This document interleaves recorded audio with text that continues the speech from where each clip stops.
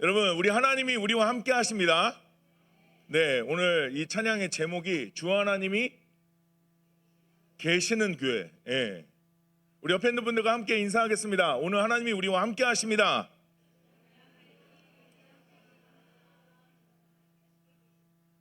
오늘 찬양 때문에 힘이 납니다, 오늘. 예. 너무 감사합니다. 이거 수요일 오신 분들만 듣기 너무 아까운데요? 예. 특송 한번 하셔야 될 것 같은데. 예. 네, 감사합니다. 오늘도 이곳에 하나님이 우리와 함께 하십니다. 네, 우리에게 은혜 주시는 줄 믿습니다. 네, 오늘 함께 우리 여호수아 말씀을 함께 좀 이어가겠습니다. 여러분, 폭삭소가수다라는 드라마 이제는 뭐 안 보셨어도 제목은 다 들어보셨죠? 예, 이 드라마를 본 사람은 없지만 못 들어본 사람은 없습니다.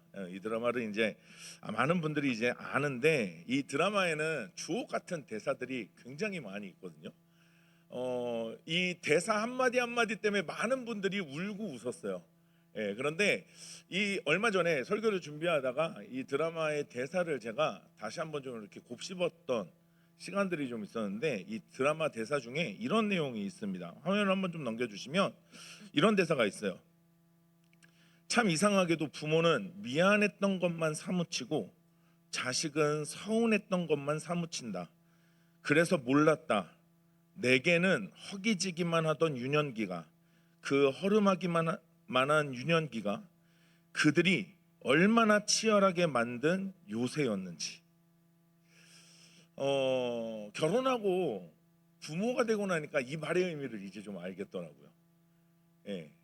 어릴 때 그렇게 불평스러웠던 나의 현실이, 나의 환경이 사실은 정말로 치열하게 부모님이 나를 지키기 위해 만들어 놓은 요새였다는 거.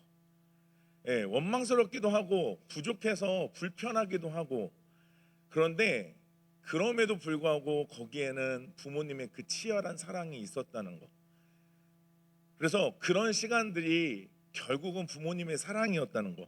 저에게는, 우리 많은 사람들에게는 부모님의 사랑이 결국은 우리를 만족스럽게 한다는 것. 여러분, 어떤 것 하나도 나에게 당연한 것 없고 부모님의 관심이나 사랑이 아니었다면 여기 있는 분 누구도 여기까지 오시지 못했을 겁니다. 맞죠? 예, 아주 오랜 기억의 이야기실 수 있지만 그래도 우리는 그 부모님의, 예전에 그 부모님의 사랑이 있었기 때문에 우리는 오늘까지 왔습니다. 여러분, 마찬가지로 부모님의 수고와 희생이 있었기 때문에 지금의 우리가 있듯, 이스라엘도 자신들의 힘이 아니라 하나님의 은혜 때문에 약속의 땅에 들어왔습니다. 여러분, 여호수아 13장이요, 우리가 전에도 앞에서 좀 봤지만 이 13장은 은혜의 결과입니다. 은혜의 결과로 하나님의 약속이 이제 실제로 이스라엘 백성들에게 이루어진 약속의 분배의 장면이 이 여호수아 13장이에요. 그래서 말씀드렸듯이 그 이후에 이제 땅 분배에 대한 이야기가 구체적으로 나오는데, 자, 오늘 말씀에 이제 본격적인 땅 분배에 대한 기록이 나와 있습니다. 특별히 요단을 기준으로 동편 쪽의 이야기가 나와요. 그래서 두 지파 반에 대한 이야기, 르우벤 지파, 갓 지파, 그리고 므낫세 반지파, 므낫세를 반으로 나눈 거예요. 므낫세 반지파가 땅을 분배한 내용이 오늘 본문에 기록이 되어 있습니다. 그리고 오늘 읽었던 마지막 부분에는 더불어서 레위 지파에 대한 이야기까지 오늘 본문에 기록이 되어 있습니다. 등장하는 말씀 속에 이스라엘의 땅 분배 과정이 결코 은혜 없이 될 수 없었다라는 것을 오늘 다시 한번 말씀을 통해 좀 살펴보려고 합니다. 첫 번째로, 오늘 절대로 은혜 없이 이스라엘이 땅 분배를 받을 수 없었다라고 하는 한 가지 증거가 뭐냐면 바로 발람 사건이 기록된 겁니다. 저는 제목을 이렇게 붙여봤는데, 실패하도록 아무리 용을 써도 하나님의 뜻은 이루어진다. 실패하도록 우리 주변이 우리들에게 아무리 용을 써도 하나님의 뜻은 어떻게 된다고요? 이루어진다.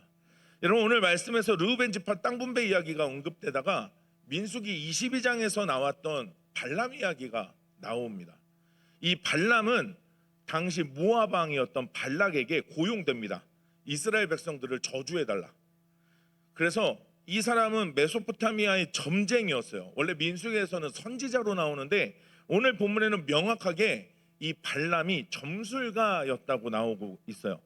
자, 이 발람이 모압 왕이었던 발락으로부터 이스라엘을 저주해 달라는 사주를 받게 되는데, 그 예언 중 하나를 발현했던 장소가 지금 말씀 아니에요. 예, 지금 그 말씀 아닙니다. 네, 말씀 드리면 띄워주시면 감사하겠습니다. 예언 중 하나를 발현했던 장소, 그러니까 이스라엘을 저주하기 위해 한 장소였던 그 장소가 오늘 본문에 나오는 20절에 벳부올이라는 곳입니다. 벳부올. 당시 발람이요, 돈과 욕심으로 하나님의 백성을 저주하려고 했어요. 그러니까 모압 왕이 돈을 많이 준다고 하니까 오케이, 그러면 내가 이스라엘 백성들을 저주하겠다 했는데, 하나님은 오히려 그의 입을 사용하셔서 이스라엘 백성들을 축복하게 만드셨어요. 민수기에서 나오는 이야기예요. 여러분, 이게 은혜의 역설입니다. 하나님은 인간의 악한 의도조차 하나님의 뜻을 이루는 도구로 사용하세요. 그런 일이 일어날 수 없을 것 같은데 하나님은 그 상황과 그 사람을 사용하셔서 반대로 하나님의 뜻을 이루는 데 사용하신다는 거죠. 여러분, 그렇게 대적하던 발람이요, 오늘 본문에 이스라엘의 손에 죽게 되는 장면을 다시 회상하듯이 보여주고 있어요. 이제 아까 띄워주셨던 말씀 띄워주세요. 22절 말씀, 오늘 본문입니다. 우리 노란색만 시작. 점술가 발람도 칼날로 죽였더라. 그러니까 이 땅을 점령하면서 점술가 발람도 칼날에 죽였던 이 사실을 오늘 다시 한번 회상하면서 기록해요. 이 내용이 민수기 31장에 나오거든요. 31장 8절에 보면 이렇게 되어 있어요. 부올의 아들 발람을 어떻게 해요? 칼로 죽였다.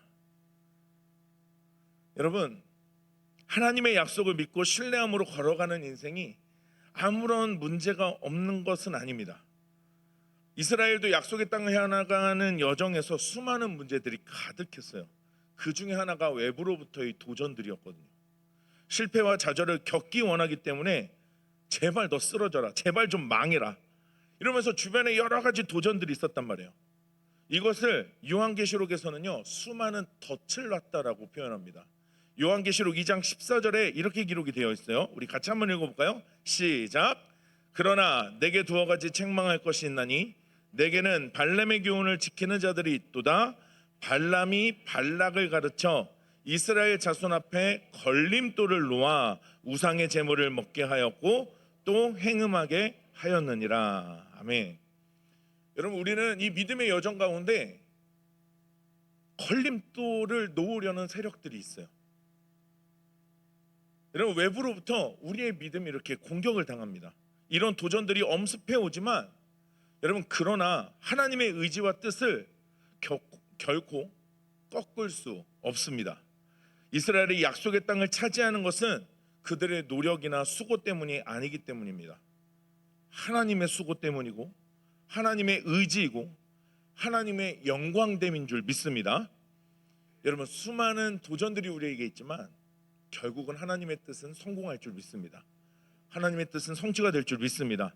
여러분, 그래서 하나님의 의지가 어떻게 인간의 이기적인 계획을 넘어설 수 있는지 보여주시는 거예요. 이스라엘 백성들을 저주하려고 해요. 시도를 계속해요. 그러나 하나님이 그걸 막아버리신단 말이죠.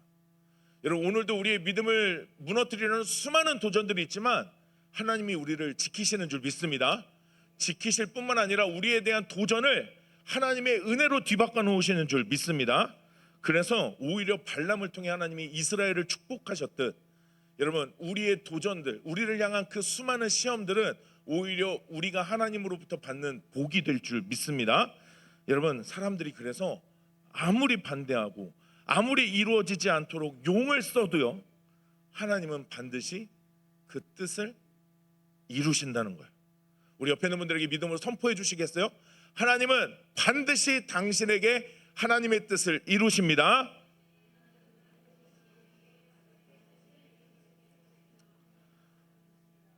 여러분, 반드시 하나님의 뜻이 우리에게 이루어질 줄 믿으십니까? 여러분, 그러니 우리의 삶에서 환경 그리고 타인의 의도, 타인의 태도 때문에 흔들리지 마시기를 축복합니다. 하나님을 신뢰하시기를 축복합니다. 여러분, 우리는 현재 직면한 이 어려움 속에서도 하나님께서 우리의 길을 선하게 인도하실 것을 믿어야 합니다. 이스라엘이 바로 그랬다는 거죠.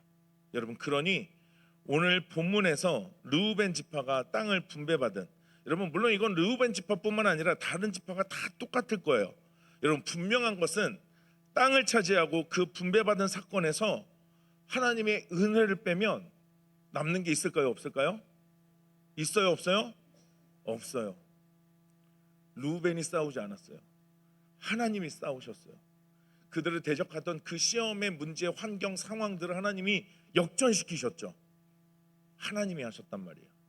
그러니 오늘 르우벤 지파가 땅을 분배받은 이것은 하나님의 은혜를 빼면 남는 이야기가 있어요? 없어요? 없어요. 하나님의 은혜 때문인 줄 믿습니다.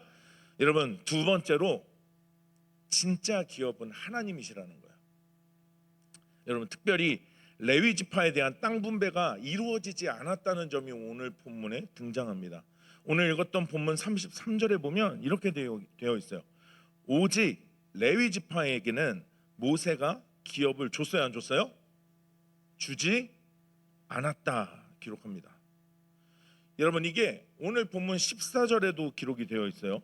오직 레위 지파에게는 여호수아가 기업으로 준 것이 없었으니 이는 그에게 말씀하신 것과 같이 이스라엘 하나님 여호와께 드리는 무엇을?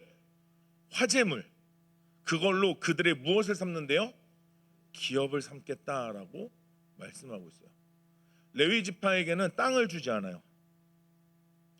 유독 다른 지파와는 달리 레위 지파는 땅의 분배를 받지 못합니다. 여러분 이 말씀을 읽을수록 이런 생각이 우리는 들어요. 이건 그래도 너무 차별하는 거 아닌가? 여러분 그런데 성경을 잘 보면 이게 차별 같은데 차별이 아니라고 말씀하시거든요. 한번 보시겠어요? 자, 여러분 민수기 말씀도 조금 먼저 살펴보려고 하는데 왜 이게 차별이 아니냐면 레위 지파는 특별히 하나님께 드려졌기 때문이래요. 땅을 주지 않은 이유가 레위 지파는 하나님께 드려진 지파래요. 민수기 3장 12절에 보니까 이렇게 말씀합니다. 우리 같이 한번 읽어볼까요? 시작. 보라 내가 이스라엘 자손 중에서 레위인을 택하여 이스라엘 자손 중에 태를 열어 레위인은 누구 거래요? 하나님 거, 내 거래요. 그래서 레위 지파는 땅을 소유하고 경작하는 대신에 뭘 하냐면 하나님을 섬기고 제사하는 일, 예배하는 일을 전념할 수 있도록 하나님이 그들을 부르셨다라고 말씀해요. 그래서 다른 지파처럼 땅의 소산으로 사는 게 아니라 이스라엘의 모든 지파로부터 하나님께 드려지는 11조 그리고 재물의 일부를 통해서 이 레위 지파가 생활할 수 있게 하나님이 그들의 환경을 열어놓으셨대요. 민수기 18장 21절에 이렇게 기록을 합니다. 내가 이스라엘의 11조를 레위 자손에게 무엇으로? 기업으로 다 주어서. 그러니까 이스라엘 백성들이 하나님께 11조를 드리잖아요. 기업으로 그것을 레위 자손에게 다 주어서 그들이 하는 일 뭐예요? 회막에서 하는 일을 갚으신다라고 말해요. 그러니까 하나님을 섬기는 일에 온 힘을 다할 수 있도록 하나님께 12지파 남은 지파가 드리는 그 재물을 그 레위인들의 기업으로 내가 주겠다라고 말해요. 그러니까 레위 지파는 세상의 소유로 사는 사람들이 아니라 예배와 하나님을 섬기는 일로 살아가는 사람들이었대요. 물론 여러분 이게 여러분 아무리 하나님을 섬겨도요 상대적으로 박탈감이 있을 수밖에 없어요. 그렇지 않으세요? 여러분 아무리 하나님을 섬기는 일이 중요하고 좋은 걸 수 있지만 여러분 생각해 보세요. 하루 종일 교회에서 살라고 그러시면 사시겠어요? 그건 좀 그러니까요. 여러분 그런 상대적인 박탈감이 있을 수 있어요. 그런데 하나님은 이런 레위인들에게 레위 자손에게 분명하게 말씀하세요. 여러분 민수기 18장 20절에 이렇게 기록을 합니다. 여호와께서 또 아론에게 이르시되 너는 이스라엘 자손의 땅에 기업도 없겠고 그들 중에 아무 분깃도 없을 것이나 누가? 내가 하나님이 이스라엘 자손 중에 내 분깃이요 내 기업이 될 거다라고 말씀하세요. 여러분 이게요 세상 눈에는 손해보는 것처럼 보이는 거예요. 그러나 지금 우리 그리스도인들이 하나님께 누리는 은혜와 같은 맥락인데 세상 눈에는 손해처럼 보이는 거지만 하나님이 주시는 복이요 세상의 복과는 조금 다른 모양이라는 거죠. 그러니까 우리가 돈을 많이 가지면 복이에요? 아니, 복은 맞아요. 복은 맞죠. 돈 많으면 싫으세요? 전 좋은데. 여러분, 그런데 돈이 많다고 복은 아니라는 거죠. 하나님이 우리에게 주시는 복의 가치와 개념이 다른 거예요. 그러니까 오늘 이스라엘 백성들은 오늘 레위 지파는 땅도 없어요. 뭐 가진 게 아무것도 없대요. 그런데 하나님이 너희들의 기업이 되신다는 건 세상의 가치와는 다른 복을 누리는 사람들이었다는 거죠. 질적으로는 다른 복이에요. 그래서 하나님이 기업이신 이 레위 지파, 이 사람들은 눈에 보이는 소유보다 하나님의 임재를 더 가치 있는 것으로 여기는 거예요. 여러분, 그래서 시편 기자도 16편 5절에서 이렇게 말씀합니다. 우리 같이 한번 읽어보겠습니다. 시작. 여호와는 나의 산업과 나의 잔의 소득이시니 나의 분깃을 지키시나이다. 아멘. 여러분, 그러니까 내 가진 것에 내 복의 여부와 상황을 판단하지 않아요. 이만큼이면 내가 복을 받은 거고 이만큼 부족한 거면 내가 지금 뭔가 하나님께 복을 못 받고 있다, 이런 의미가 아니라는 거죠. 그러니까 이 노래를 잘 생각해 보시면 돼요. 저 푸른 초원 위에 그림 같은 집을 짓고. 여러분, 그런데 이 가사의 뒷부분에 뭐가 나와요? 누구와? 사랑하는 님과. 그런데 이 찬양에 이 찬양이래.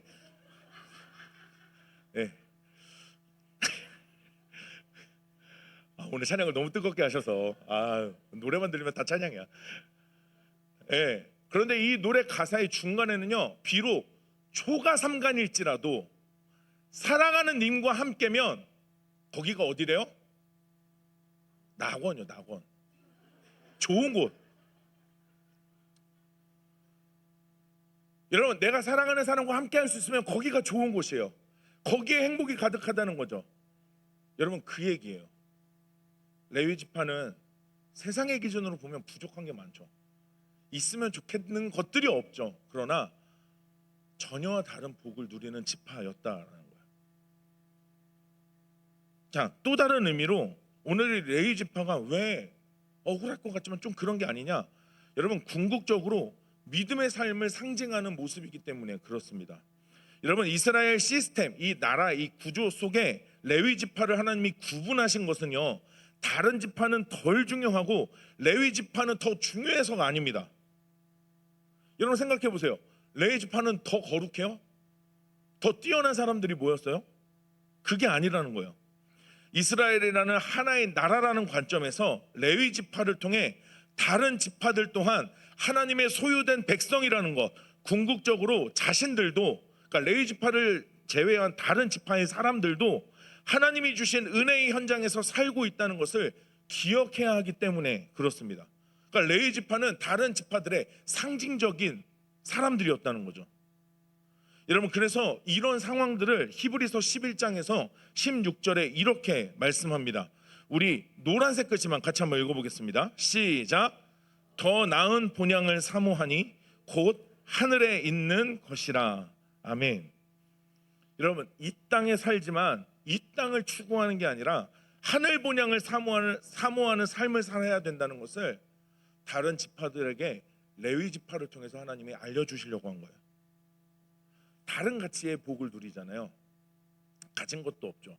원할 때, 필요할 때 뭔가 없을 수도 있죠. 그런데 전혀 다른 가치의 복을 누리면서 다른 지파들이 레위 지파를 통해서 하나님 앞에 어떻게 살아가야 되는지를 배우게 하기 위해서 이 레위 지파를 구분하신 거예요.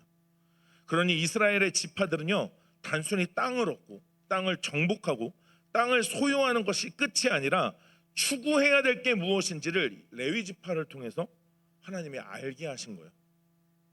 궁극적으로 믿음의 삶을 보여주시기 위해 이 레위 지파를 부르신 거죠. 여러분, 그런데 이게 오늘날 우리도 마찬가지입니다.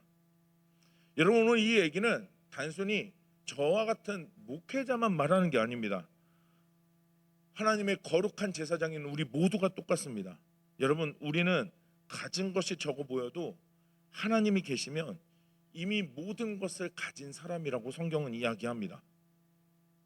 여러분, 그래서 사도 바울이 고린도후서 6장 8절에서 10절에 이렇게 선언합니다. 우리 8절 노란색부터 우리 9절 10절은 전체를 다 읽어볼 건데, 우리 8절 노란색부터 같이 한번 읽어보겠습니다. 시작.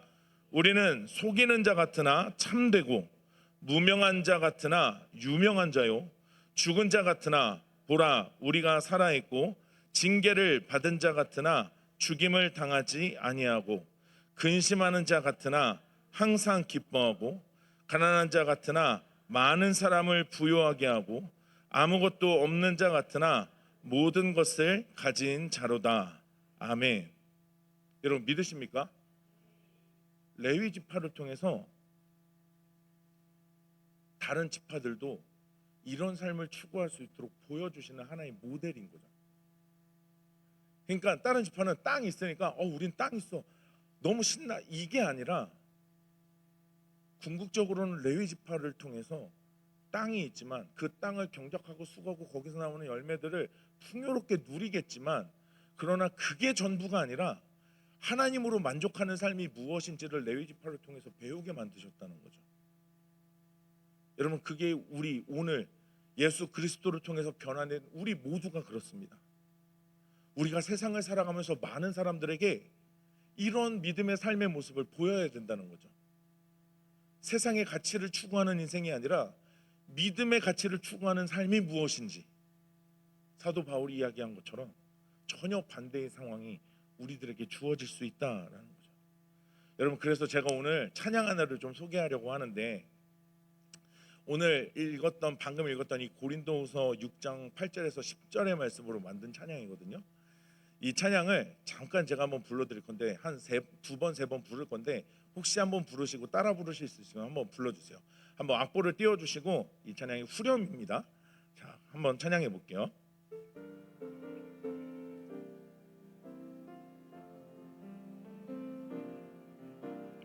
우리는 무명하나 유명한 자요, 죽음의 위기 속에도 참 생명 가졌고, 근심하나 기뻐하며 가난하나 다른 이를 부욕해 하는 자로다. 우리는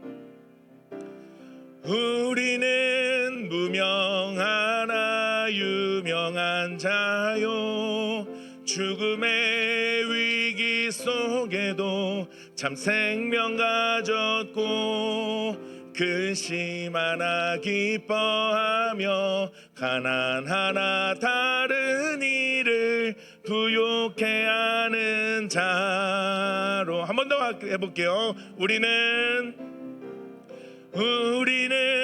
무명하나 유명한 자요, 죽음의 위기 속에도 참 생명 가졌고, 근심하나 기뻐하며 가난하나 다른 이를 부욕해 하는 자로다. 모든 것 가진 자로다. 모든 것 가진 자로다. 할렐루야. 여러분, 레위 지파를 통해서 다시 한번 보여주시는 거예요. 물론 이 말씀은 민수기에서도 이미 나왔던 말씀이지만, 이 약속의 말씀이 실행이 될 때, 하나님의 약속이 성취가 될 때 다시 한번 말씀해 주시는 겁니다. 레위 지파에게 아무것도 없는 것처럼, 우리는 시간이 지났는데도 결국 아무것도 없구나, 뭔가 떨어지지 않는구나, 이게 아니라 정말로 중요한 게 무엇인지 다시 한번 하나님이 보여주고 계시는 거죠. 여러분, 우리는 그런 존재입니다. 우리는 그렇게 살아가는 존재입니다. 우리는 무명하나 유명합니다. 여러분, 우리는 죽은 것 같으나 살아 있습니다. 징계를 받으나 우리는 죽임을 당하지 않습니다. 근심하는 자 같지만 우리는 항상 기뻐합니다. 가난한 자 같지만 우리는 오히려 많은 사람을 부유하게 하는 존재인 줄 믿습니다. 아무것도 없는 것 같지만 우리는 모든 것을 가졌습니다. 예수 그리스도의 이름에 모든 것이 있는 줄 믿습니다. 오늘 레위 지파를 통해서 보여주시는 거예요. 여러분 말씀을 마무리하려고 하는데요. 이제 추수감사 주일이 얼마 안 남았죠. 여러분 그런데 우리 감사의 시작이 좀 달라야 합니다. 우리 감사의 시작은 좀 다릅니다. 단순히 나에게 무엇이 있는지가 감사한 게 아닙니다. 기독교가 말하는 감사는 지금 내가 가진 소유가 무엇인지에 따라 내 감사의 정도가 달라지지 않습니다. 우리 감사의 시작은 내가 아무것도 아닌 존재라는 데서 시작합니다. 죽을 수밖에 없는 존재, 사망의 권세에 사로잡힌 존재라는 데서 우리 감사의 이유가 시작이 돼요. 그런데 그런 우리가 예수 그리스도의 사랑과 보혈의 능력으로 새로운 존재로 바꿔주실 뿐만 아니라 모든 것을 상실한 우리가 은혜로 인해 모든 것을 누리는 자가 되었다는 점이 우리 감사의 이유입니다. 여러분 추수감사주일은 우리가 감사주일을 2번을 지키지만 이 날은 단순히 나에게 있는 무엇인가 때문에 감사하는 날이 절대 아닙니다. 이거 잊으시면 안 됩니다. 여러분 그러면 우리의 감사가 조건이 돼버리는 거죠. 여러분 이미 우리는 아무것도 없어요. 이걸 영어로 nothing이라고 하는데 우리는 아무것도 아니에요. 아무것도 아닌 우리에게 하나님이 그냥 주셨어요. 오늘 이스라엘 백성들이요 아무것도 아니에요. 그런데 그들에게 땅을 주셨어요. 뿐만 아니라 궁극적으로 하나님께서 내가 너희의 분깃이다라고 말씀하세요. 내가 너희의 상급이다라고 말씀하세요. 여러분 하나님이 우리의 상급이심 때문에 감사할 줄 아시기를 주님의 이름으로 축원합니다. 여러분 하나님이 우리의 분깃이기에 그 이유로 하나님께 기뻐할 줄 아는 믿음의 사람들이 되시기를 축복합니다. 여러분 그러니 우리는 은혜를 빼면 아무것도 남는 게 없는 존재입니다. 은혜를 빼면 아무것도 남는 게 우리는 없는 거예요. 우리의 삶의 수많은 환경과 상황 속에 내 영혼 속에 은혜를 빼고 나면 우리는 아무것도 없어야 돼요. 여러분 이스라엘이 땅을 소유롭게 된 건 모든 게 하나님의 은혜였습니다. 눈에 보이는 땅은 받지 못했지만 하나님을 소유로 얻은 레위 지파를 통해서 우리가 궁극적으로 추구하고 사모해야 될 게 무엇인지를 알게 하셨어요.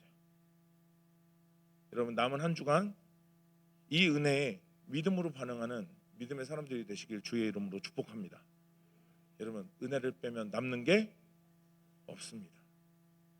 우리의 삶의 이야기 속에 하나님의 은혜를 빼면 아무것도 남는 게 없습니다. 여러분 우리의 삶에 하나님께서 새겨가시는 은혜의 흔적들로 여러분 더 풍성하시기를 주님의 이름으로 축복합니다.